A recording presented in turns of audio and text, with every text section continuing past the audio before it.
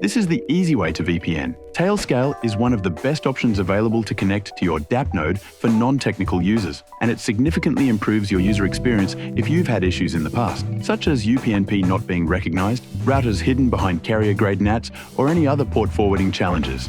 Let's begin.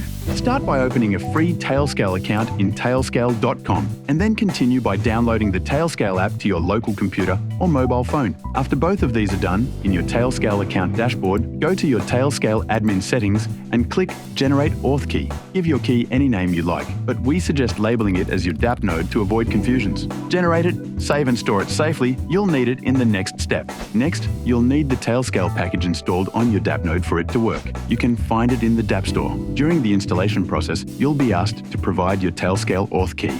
Let's go back to the Tailscale app and configure your connection to Dappnode's internal networks. In the Tailscale machine's dashboard, find your Dappnode on the list. Click the three dots on the upper right corner and click Open Edit Route Settings, and check the box named Subnet Route. Finally, customize your name server. Go to Tailscale DNS Admin Panel, add your name server, select Custom, and fill the pop-up menu with the following information. Now, to connect to your Dappnode, open the Tailscale app on your device, activate the switch to connect to your Tailnet, and now, when you visit my.dappnode on your browser, it should lead you to the dashboard of your Dappnode.